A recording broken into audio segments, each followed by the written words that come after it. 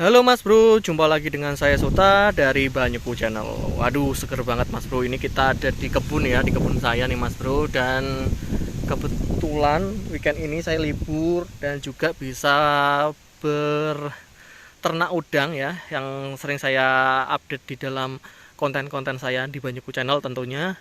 Itu kebetulan saya punya kolam ya, kolam dari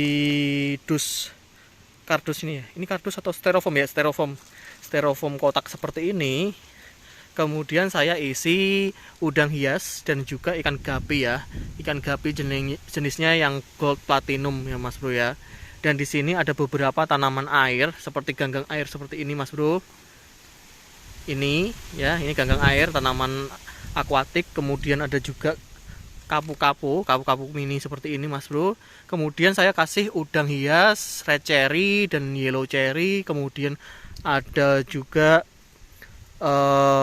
kutu air gitu ya Mas Bro ya. Di sini ya, walaupun ini jarang saya kuras Mas Bro ya, hampir nggak pernah saya kuras. Saya cuma tambahin air gitu ya.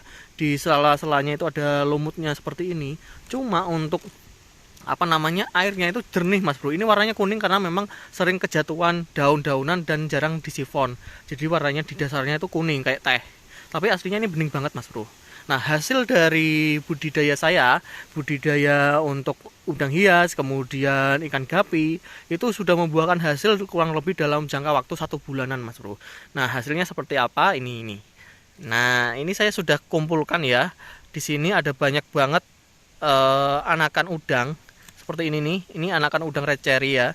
Terus kemudian ada kecil-kecil ini ada kutu air. Kutu air ini adalah makanan dari si ikan gapi. Kemudian ada anakan gapi juga teman-teman. Nih seperti ini. Ini hasil dari saya budidaya kurang lebih 1 bulan. Jadi kalau kalian punya tempat yang kecil gitu ya, nggak usah khawatir Mas Bro. Kalian siapkan ember atau styrofoam seperti ini, terus kalian cuma tambahi plastik supaya nggak bocor. Itu sudah bisa banget untuk ternak udang hias ataupun ikan hias gapi dan red cherry. Jadi kalau kalian pengen kasih udang red cherry itu, kalian tetap punya stok atau kalian mau jual ke teman-teman yang suka hobi akuarium, itu bisa banget Mas Bro ya. Jadi nggak perlu yang namanya kolam luas banget kalau misalkan kalian memang untuk sampingan atau untuk hobi semata. Tapi kalau kalian punya keinginan untuk nambah gede, itu justru lebih baik dan hasilnya juga akan lebih banyak Mas Bro ya. Tapi walaupun dikotakan seperti ini Mas Bro ya, dikotakan seperti ini terus kemudian nggak makan tempat ya, karena ini nggak sampai 1 meter kayaknya ya Mas Bro ya, cuma sekitar 80-an cm ya. Ini dulu saya beli di teman saya, kebetulan ada punya teman yang memang punya kardus bekas seperti ini, saya beli, ada bocor sedikit-sedikit, saya kasih tambahan plastik cor seperti ini Mas Bro ya. Ini harganya 5.000 per 1 meter. Ini udah bisa jadi tempat untuk budidaya udang hias. Hasilnya seperti ini Mas Bro. Ini ada yang warnanya yellow, tapi ya nggak yellow banget ya. Tapi warnanya ini cenderung kuning. Kemudian ada beberapa kutu air serta ini anakan udang red cherry. Itu sebenarnya ada banget yang lembut banget Mas Bro ya, warnanya itu hampir nggak kelihatan. Seperti itu Mas Bro ya.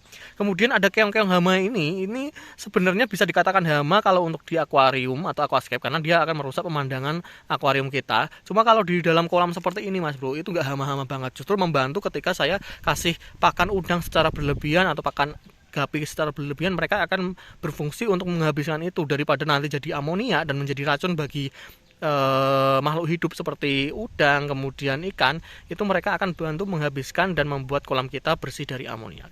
Itu sih salah satu fungsi manfaat dari keong-keong ini. Kenapa saya tetap kasih keong ini untuk hidup di sini ya, karena memang dia bisa menstabilkan ekosistem yang ada di dalam kolam kardus ini ya Mas Bro ya. Nah, semoga ini bisa menginspirasi kalian. Kalau yang pengen budidaya udang hias di lahan terbatas, itu bisa banget. Kalian cukup siapkan styrofoam, kemudian tanaman-tanaman air seperti ini, fungsinya untuk memberikan oksigen ke dalam air. Kemudian kalian bisa tumpang sari antara ikan dan juga udang di dalam satu akuarium ini.